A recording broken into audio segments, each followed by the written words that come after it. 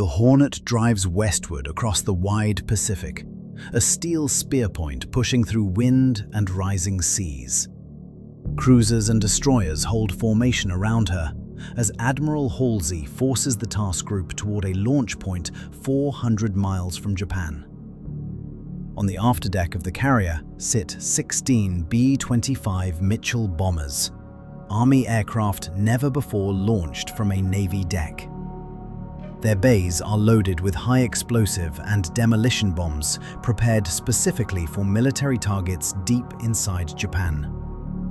Lieutenant Colonel James H. Doolittle stands at the center of this operation, working alongside Captain Mark Mitcher, commander of the Hornet. Mitcher once received a medal from Japan. Now, in a reversal of history, he hands it over to be fastened to the tail of a bomb destined to return to its original giver. Only after leaving American shores and sailing miles into dangerous waters do the volunteer crews finally learn the true nature of their mission. The long months of secret training, the mock cities designed to replicate Tokyo and other industrial centers, the low-level bombing runs, all of it now forms a clear and unmistakable purpose.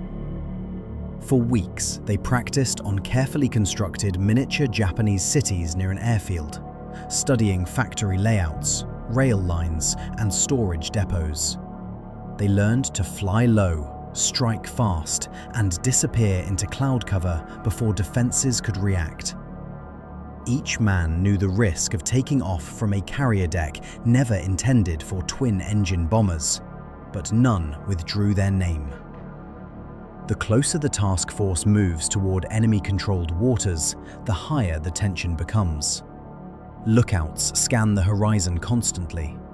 Every sailor understands that discovery could bring down enemy aircraft or cruisers before the bombers ever leave the deck. Then it happens. Smoke on the horizon, followed by the outline of a small Japanese patrol vessel. The order goes out to destroy it before any radio message can be sent. Shells find their target, and the enemy craft bursts apart. Survivors are pulled from the water, but the danger is already clear. They may have transmitted a warning. With the element of surprise at risk, Admiral Halsey and Doolittle consult quickly. The launch must happen now, 10 hours earlier than planned. This means the bombers will have to fly hundreds of additional miles with limited fuel, leaving little margin for error once their bombing runs are complete. Yet, no one hesitates.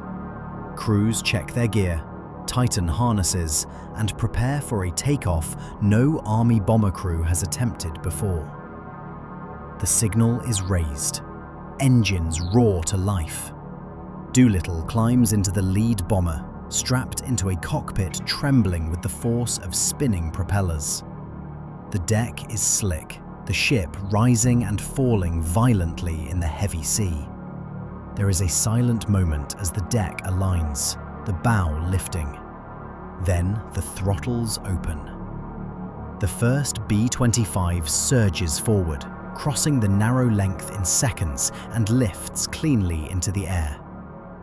The impossible is now proven possible. One after another, the bombers follow. Pilots time their runs to the upward pitch of the carrier's bow, watching the island structure only feet from their right wing and the open sea just off the left. One bomber nearly dips into the ocean as the ship falls beneath it, but a quick correction saves crew and mission alike. Circling above the Hornet, the formation builds until all 16 planes are airborne, heading westward into a cold, fog-streaked morning. They fly low across the Pacific, rising only when needed, conserving fuel for the long journey ahead. Fog surrounds them, then parts to reveal the coast of Japan. Below lie sprawling industrial districts, oil tanks, and rail yards. Targets selected with careful intelligence to ensure only facilities of military value are struck. Over Tokyo, defenses react too slowly.